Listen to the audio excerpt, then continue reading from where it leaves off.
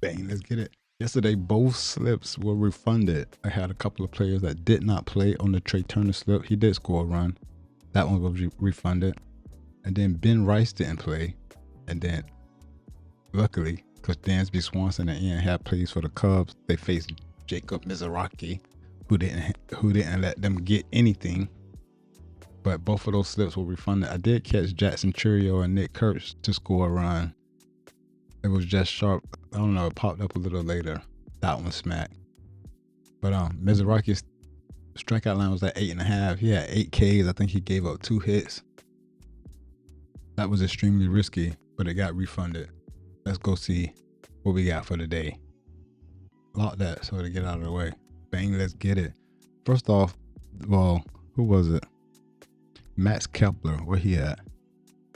Max Kepler to get a hit. Look at this. Look at this.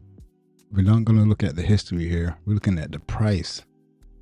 First off, you all know that we're getting this at minus 115 on Hart. Minus 115 on Underdog, right? Max Kepler to get a hit. Fliff has it at a $150 to get a hit. Sleeper at a $154. Look at these numbers. FanDuel at minus 170. Even Hard Rock at minus 140. Fanatics at a $170. He's getting a hit. Who is he face off against? Go to the lineups. Wait.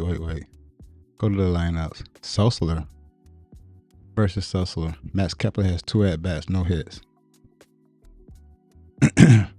Why is he so heavily juiced to go over? I'm taking it. I'm taking Max Kepler to get a hit, but Jesus. Is it straight up? It better be. Bang, let's get it. First pick is Max Kepler to get a hit.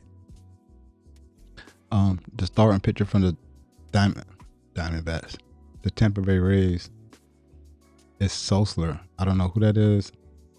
He has no history versus Max Kepler. I'm sorry, no history that's of any significance. He has 2 at-bats, no hit. But the books got him heavily juiced. FanDuel at a $170 to go over. You can't even take the under. We got it at minus 115. Bang, let's get it. That's Max Kepler. Next, I got Jonathan Arenada. Same game, not the same team. He's also juiced to get a hit. Mind you, minus 115 for this play for us, but we got to put it on the parlay, and still you got multiple books. FanDuel, it isn't as extreme, but still, I see minus 140, minus 130, minus 145. That's more than enough for me to make this valuable enough to put on a 3-pick entry that pays out 6.5s. Jonathan Aranda. Anyway, what is it? It's just to get a hit, right? Move that. It's to score a run. I'm starting to like these. That's 2. Let's get another one. The next one is going to be Spencer Torkelson to get a hit. He's jacked. I mean, the books are jacked as well. FanDuel has it at minus 150 to get a hit. Minus 175 on parlay play. This is insane. It's even on ProfitX is even minus 145. We at minus 115. This is Spencer Torkelson for the Tigers. This is to get a hit. And it's a goblin on Price Pits. Minus 115 is absolute best to get it to go over right now. As you can see, the implied probability at 55%. This is why this 6-pick entry pays out 6.44s. They hating. We playing it though. Bang, let's get it. Who's next? I do another 3. I did those 3. And we're going to do Jorge Mateo. I think he's also juiced, heavily juiced. This is to get a hit. Now listen, you obviously know another data point is how he's done over the last 10 games. But the books know way more than we do. You have to come to that conclusion. Because FanDuel with minus 180, minus 208, we got it at minus 115. We playing Jorge Mateo to get a hit. You know what I'm saying? I do have a couple of trending plays because I like doing trending plays, sharp plays, whatever. All of them. This is to get a hit. Jorge Mateo is straight up. Bang. Somebody that I can't miss is Yandy Diaz because his line is jacked as well. and he's trending. He's hit this 80%. He has scored a run 80% of the time over the last 10 games. And the books have him juiced to score a run. Minus 150, minus 152, minus 140, all to go over. You can't even take the under here. And we get it at minus 115 to go over. This is Yandy Diaz to score a run. Yandy Diaz to score a run. Come on, how you gonna change it to Handy? He's right there. Yandy Diaz to score a run straight up. Bang, that's 2 picks. Next is Edouard Julian. This is to get a hit. The books have him extremely juiced. He's at a buck 155. 179 on parlay play. That's insane. Fanatics has it at minus 165. We're taking the over because it's minus 115 on Hard Rock on a 3-pick entry that pays out 3.5x. I'm sorry, 6.5x. Julian, this is to get a hit. Bang. That 3-pick entry pays out 6.5x. Bang, let's get it. That's number 3. I didn't screenshot the other one. That's number 3. That's not 3. That's the 3rd pick on the 2nd slip. Let's go to the live and see what we got. Who else I had? I had like 2 more. TJ Rumsfeld. These plays aren't sharp. They're trending though. He's hit his hit runs and RBIs in 9 straight games, 90% over the last 10 games. And it's almost leaning. Well, it's kind of leaning towards the over. It ain't split damn near down the middle. But there are books who have jacked over. Parlay play at 140. FanDuel is even at minus 130. Can't even take the under. But I see 115 on Hard Rock. If you want to play it straight, this is the perfect play to play straight. It's minus 115 on Hard Rock and minus 115 on Underdog. Let's make sure. Who is this? TJ Rumfield. Hit runs on RBI. Yes, we're taking the over 1.5. And then I got Gabriel.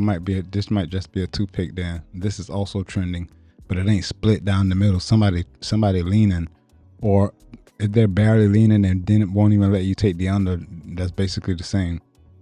So at minus 115 is the best price to go over this play where you see a number of books. Hard Rock also has it at minus 115, but he's also hit this in, 8 of the last 9 games he played. He missed a couple of games in there. Anyway, let's see who he face off against. Go to the lineup. It's Sosa. It's the Arizona Tampa Bay game. No history at all. I'm taking it. I'm taking the hot bat to go over. This might be a 2-pick. I need to go over to the WNBA, see what they do. Gabriel Moreno. Bang. That 2-pick entry pays out 3.5x. I'm running with this. We're going to run with this. I'm going to put a little bit more on it though. And then now let's go to the WNBA. That's 8 MLB picks. Most of them are sharp or implied probability leaning in the matter, which you should definitely take the over if you got the best price. That's all this is.